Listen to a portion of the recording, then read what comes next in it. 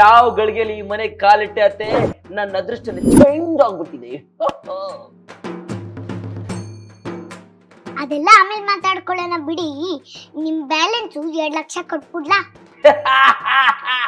ಮೈ dear lovely ಅತ್ತೆ, ನೀವು ನನಗೆ ಕೊಡ್ಬೇಕಾಗಿರೋ ಜೂಜುಬಿ 2 ಲಕ್ಷ ನನಗ್ ಬೇಡ. ಟಿಪ್ಪು ಅಂತ ಇಟ್ಕೊಂಡ್ಬಿಡಿ. Enjoy enjoy enjoy.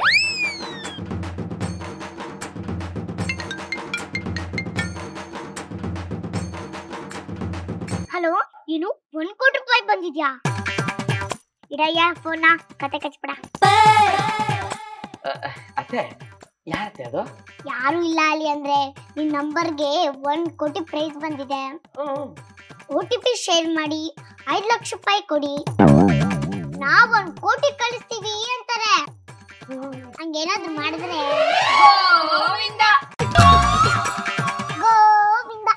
ಅಂದ್ರೆ ಇದೆಲ್ಲ ಫೇಕಾ? ಅಂದ್ರೆ ನಂದು 5 ಲಕ್ಷ ರೂಪಾಯಿ ಹೋಯ್ತಾ? 5 ಲಕ್ಷನ ಏನಾಯ್ತು ಹೇಳಿ ಅಂದ್ರಿ? ಅದು ಏನು ಅಂತ ಅಂದ್ರೆ ಅದೇನು ಏನಿಲ್ಲ ಬಿಡಿ ಅತ್ತೆ.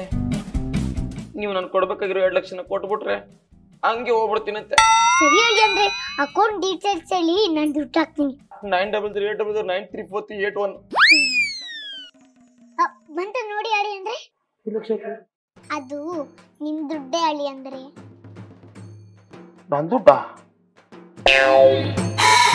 ರೀ, ನಿಮಗ್ ಬುದ್ಧಿ ಕಲಿಸ್ಬೇಕು ಅಂತ ಅಮ್ಮನೇ ಪ್ಲಾನ್ ಮಾಡಿ 1 ಕೋಟಿ ರೂಪಾಯಿ ದುಡ್ಡು ಬಂದಿದೆ ಅಂತ ನಿಮಗ್ ಕಾಲ್ ಮಾಡಿ ನಿಮ್ಮನ್ನ ಯಾಮಾರ್ಸಿದ್ರು. ನೀವು ನಂಬಿಟ್ಟು ದುಡ್ಡ ಅಲ್ಲಿ ಅಂದ್ರೆ ಆ ದುಡ್ಡನ್ನ ನಾನ್ ನಿಮ್ಗೆ ಕೊಡದೇ ಇರ್ಬೋದಿತ್ತು.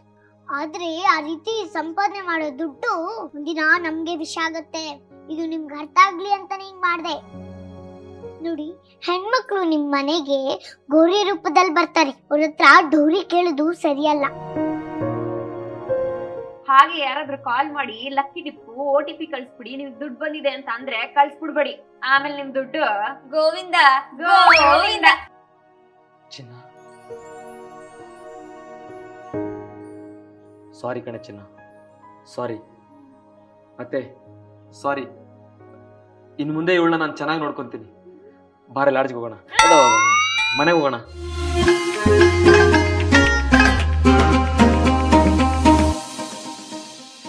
ಆಹಾ, ನಮ್ಮ ಅತ್ತೆಗೆ ಎಂತ ಒಳ್ಳೆ ಬುದ್ಧಿ ಬಂದ್ಬಿಟ್ಟಿದೆ. ಬದ್ಲಾಗ್ ಹೋಗ್ಬಿಟ್ಲಾ?